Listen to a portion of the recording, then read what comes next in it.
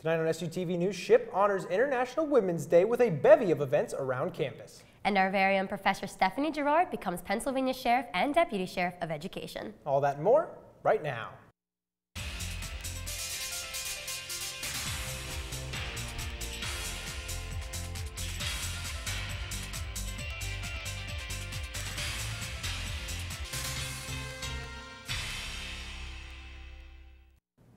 Thanks for joining us on SUTV News. I'm Jillian Menken. And I'm Jake Gillespie.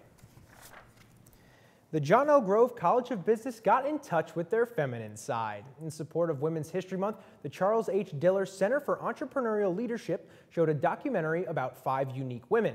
Rightfully titled She Started It, the movie tells of their success and struggles during their entrepreneurial journeys. Professors hope the event will motivate students to pursue their business goals. We try to inspire students to take that first step, not be afraid to fail, and keep pushing. For more information on upcoming events, visit SUTVnews.com. Women's History Month continued Wednesday with guest speaker Shamik Holdsclaw. As an Olympic gold medalist in basketball living with a bipolar disorder, Holdsclaw spoke to students about her struggles throughout her life and athletic career. The Women's Center hoped to spread awareness of mental illness within the world of athletics and provide those affected with a healthy way to cope. McDonald's is honoring International Women's Day in an eye-catching way. About 100 female-owned McDonald's locations are flipping their iconic golden arches upside down to make a W. One of those stores in particular is located in Linwood, California. It's owned by a woman who started her McDonald's franchise empire 3 decades ago. The upside-down logo is also being featured on packaging, crew shirts, and hats. Congratulations are in order for one of our own. Criminal Justice Department Professor Stephanie Gerard was appointed to the Pennsylvania Sheriff and Deputy Sheriff Education by Governor Tom Wolf. The new position involves Gerard determining the educational need for the deputies and sheriff deputies throughout the Commonwealth. Although this achievement is one she didn't see coming, she talks about what she would like students to take away from her opportunity. I'm constantly active and constantly moving forward. That's why my name was first on the list, and then why I was ultimately chosen, because I'm always working. So that's the advice that I would give, because that's how I was ultimately selected, because I didn't just get here and stop. Professor Gerard says even though she has accepted the new job, she is still excited to teach and continue her journey at Shippensburg. After the Florida shooting at Stoneman Douglas High, many are wondering what's next for the suspected shooter Nicholas Cruz. Cameron Klein has more. The school board of Broward County, Florida had its first meeting Tuesday since the shooting that occurred at Stoneman Douglas High School last month. During the meeting, Superintendent Robert Runcie recommended a review that would look at the educational record as well as the social and emotional services provided to the suspected shooter. The multiple school shootings that the nation has witnessed over the years have complex causes requiring multiple solutions. The goal of this review would be to understand what conditions can lead someone to committing a school shooting and how to avoid them in the future. Cameron Klein, SUTV News. The Florida House passed legislation Wednesday that would impose new restrictions on firearm sales and allow some teachers and staff to carry guns in school. Police say 3 devices believed to be credit and debit skimmers were found at a Shippensburg gas station. A contractor who was checking and repairing the pumps at the Sunoco station at 92 West King Street found the devices inside the pumps. Shippensburg police said after the contractor found 1 device, he checked the other pumps and found 2 more. Investigators don't know how or when the devices were installed. They said the skimmers may have been there since July. Skimming devices are attached to ATMs and gas pumps to record pins and account information. The stolen data is then placed on a blank card to make purchases or withdraw money from those bank accounts. Before Steve Jobs co-founded Apple, he was just a young man looking for a job. And now, an application from his long-ago job search is expected to sell at auction for at least $50,000. Jobs was only 18 years old when he filled out the application in 1973, seeking a position as electronics tech or design engineer. For his address, Jobs simply listed Reed College, where he attended for 1 semester before dropping out.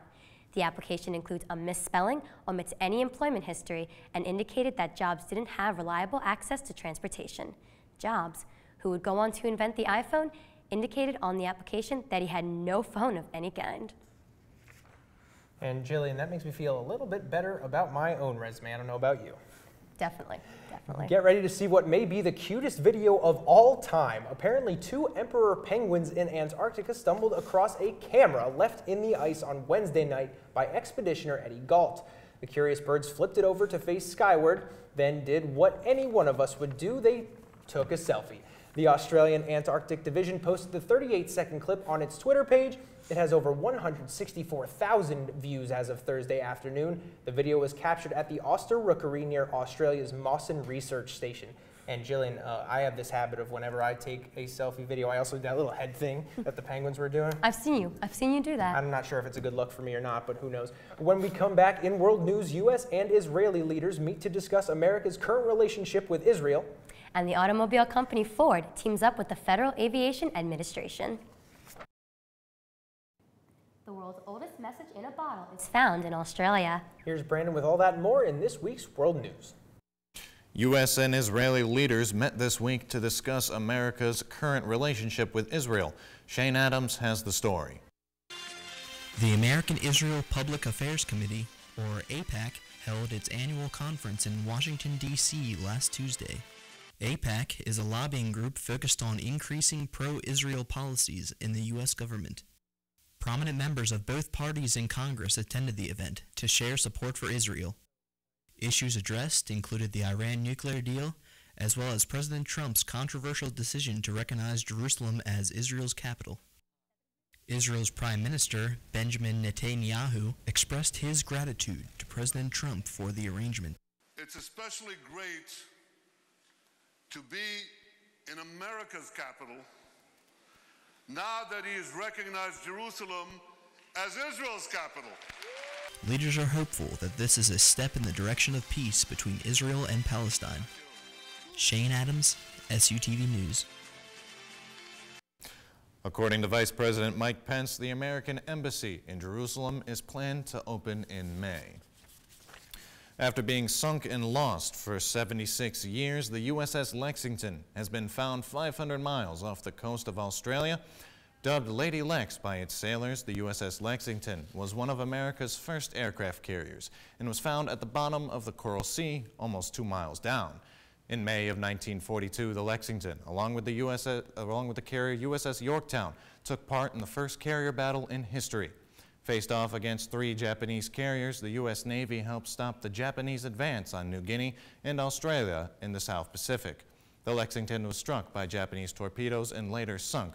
However, more than 2,000 sailors were rescued before she slipped beneath the waves. The person responsible for making this discovery was billionaire Paul Allen, who is the co-founder of Microsoft. Saudi Arabia's Crown Prince met with royalty this week for a UK state visit. Mohammed bin Salman, or MBS as he is known, arrived Tuesday for his 3-day trip to the region. Yesterday, MBS had lunch with the Queen and made dinner arrangements with Prince Charles and the Duke of Cambridge, as well as making a visit with Prime Minister Theresa May at her residence. The focus of these meetings were on defense, security, and economic ties. The two countries are expected to launch a strategic partnership council aimed at drawing economic and cultural relations closer while having billions of dollars worth of potential deals within this partnership. The world's oldest message in a bottle was found this week by an Australian beachgoer. Tanya Illman found the nearly 132-year-old bottle half buried in the sand on a beach in Western Australia and thought it'd be a nice decoration piece. Later, it was discovered that the bottle had a small, rolled-up piece of paper on the inside. This paper and the bottle were part of a large experiment conducted by the Germans in the late 1880s in order to track ocean currents. Hundreds of bottles were tossed into the ocean, and to date, 662 messages from the same experiment were found and returned to Germany. Nearly being 132 years old, this crushes the previous record for the oldest discovered message in a bottle, only being 108 years old when found in 2015. The automobile company Ford is looking toward drone technology to help their mission for the future. The company announced that they have a team in Silicon Valley, California, researching how drones could fit into their business. Ford's principal drone scientist, Adi Singh, wrote, "As drone adoption accelerates, we think many of our customers will want to use these devices as part of their lifestyle, whether to pursue hobbies or even as a tool for their business." He expects drones to one day deliver packages and to even transport people, but the company still hasn't yet determined how they will incorporate these drones into their business or vehicles. This interest in drone technology hasn't just come out of deep water, but has been in consideration ever since 2016. They are currently the only automaker to sit on the Federal Aviation Administration's rule-making committee. That's it for World News. Let's head back to the desk. This week on Know Your Ship, we take a look into the university's recreation center and the services it has to offer. Let's send it over to Katie Babinski. To stay healthy and fit, exercise is an important part of an everyday lifestyle. But who feels like going to the gym? I took a look into what else the rec on campus offers other than the normal treadmills and weights at every other gym. The rec center on campus offers more than just a normal gym. Along with ellipticals and treadmills, there's also 4 courts for playing basketball or volleyball with some friends. You can also rent racquetball or volleyball equipment and have a one-on-one match in the separate boxed-in courts. If sports aren't your thing, you can also join one of the many fitness classes offered throughout the week. There are schedules posted around the rec and online if you're interested. The rec also has free weights and machines for lifting, and a track if you don't like running on the treadmill. You can also rent a locker to put your personal belongings in while you work out. The Shippensburg University Gym is free for students and $3 for any guests. It's open from 6 a.m. to 11 p.m. on weekdays and 11 a.m. to 11 p.m. on weekends. Katie Babinski, SUTV News. If you are involved in a club or activity and would like to be on SUTV, or if you have any questions about Know Your Ship, comment on our Facebook page or use the hashtag KnowYourShip. When we come back in entertainment, we dive into the Bachelor controversy that swept the nation Monday night. And Megan, what is our spring break forecast looking like? Hey Ship, spring break starts tomorrow. Will Mother Nature give us sun or snow? Stay tuned for SUTV weather coming up next. So Jake, I hear you have some interesting plans for spring break. That's right, Jillian. A friend of mine studying abroad in Italy invited me for a week of gallivanting in Rome over spring break. I'm looking forward to it because the weather's a bit better on average here or over there than it is here in central Pennsylvania. Let's send it over to Megan to confirm that theory. Megan? Looks like our week off will be filled with fun in the sun. Let's take a look at the spring break forecast. Tonight, there will be clouds with a temperature of 27. And tomorrow, loaning your car just got easier with sun and a high of 41. And for the 5-day, there will be partly cloudy skies with highs in the mid-40s and lows in the mid-20s. But have your jackets handy. Tuesday will be a bit chillier with a high of 39. Well, that's all for this week's weather. Be safe this week, Ship. Now let's take it to entertainment with Liz.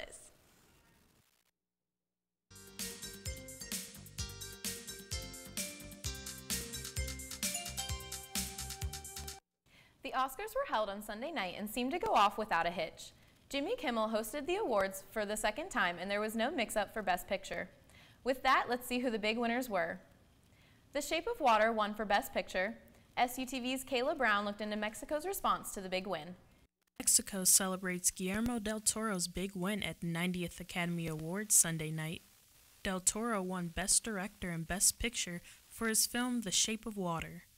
This is a big deal since the Oscars have come under fire in recent years for his lack of diversity.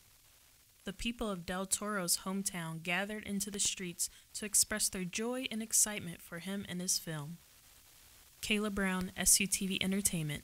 Other big winners include Gary Oldman won Best Actor in Leading Role in The Darkest Hour, and Frances McDormand won Best Actress Lead for her work in 3 Billboards Outside Ebbing, Missouri. From the same film, Sam Rockwell won Best Actor in Supporting Role, and Allison Janney took the Oscar for Best Supporting Actress for her work in I, Tonya. Some other highlights include Coco winning Best Animated Film Feature and Jordan Peele with Best Original Screenplay for Get Out. It was a good night for all the winners, and we are looking forward to what 2018 will bring to audiences everywhere. Get ready, Beyonce and Jay-Z are rumored to go on tour again sometime this summer, according to Beyonce's Facebook page. A tour date appeared, then shortly disappeared earlier this week. According to an E! News source, the couple should begin touring before the end of the year if everything goes as planned. If rumors are true, this would be the couple's second time going on tour together. The Bachelor made history this week. Ari Lundick Jr. was engaged to Becca Kufrin at the opening of the finale. Later, the cameras were showing the audience the couple's breakup, which was caught completely by surprise. Now past contestants are weighing in on the situation. Former Bachelor Sean Lau stated on Twitter, "I don't like this one bit. Shouldn't have been filmed. # The Bachelor." Another former Bachelor, Ben Higgins, said, "How did this end up on camera? Seems like the private conversation." Many others had something to say, but in the end, Ari chose runner-up Lauren Burnham, and they are now engaged. That's it for SUTV Entertainment. When we come back in sports, basketball prepares for the NCAA tournament. And we take a look at what SHIP's athletes have been up to over spring break.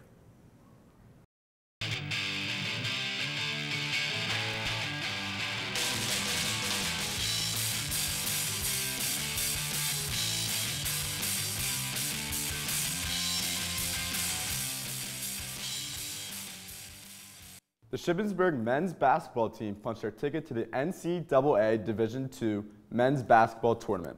The Raiders are ranked the 5th seed in the Atlantic region after falling to Gannon in the PSAC semifinals. This is Shippensburg's second straight NCAA tournament appearance. Last year, the Raiders secured the program's first ever tournament victory over Virginia Union before losing in the second round. The Raiders take on the West Liberty Hilltoppers in Ettrick, Virginia on Saturday. Tip-off is at 7:30. Seniors Tracy Davis, Danielle Scrimano, and Callie Hepner will be representing Shippensburg at the Division II Indoor Track National Championships. Davis will be competing as the 2nd seed in the high jump, Hepner will be the 7th seed in the pole vault, and Scrimano is the 10th seed in the long jump and the 5th seed in the 60-meter hurdles. The indoor championships start on Friday at Pittsburgh State in Kansas. While some of you may be soaking up the sun this week, our student athletes will continue to represent Shippensburg. Redshirt senior Evan Ramos will compete at the 2018 NCAA Division II Wrestling Championships in Cedar Rapids, Iowa. Ramos is entering the national championships as the #1 ranked wrestler in the 197-pound weight class. Coming off back-to-back wins over Lemoyne last weekend, baseball will host Jefferson this Saturday in a doubleheader. The first game will start at noon at Fairchild Field on Saturday. This Wednesday, women's lacrosse will travel to Philadelphia to face Jefferson. The game starts at 4 o'clock. And finally, our softball team will be on the road this weekend competing in the West Virginia Wesleyan Tournament. Their first game will be tomorrow versus West Liberty at 1 o'clock. That's all for sports. Now let's send it back to the desk. Thanks, Jordan. He's going to go take a well-deserved breath, but when we come back, imagine it being super quiet in the house when all of a sudden you hear a random laugh. What would you do? We'll tell you more about this Amazon glitch when we come back. Some Alexa users have reported that their devices have been randomly laughing over the last day. Replay.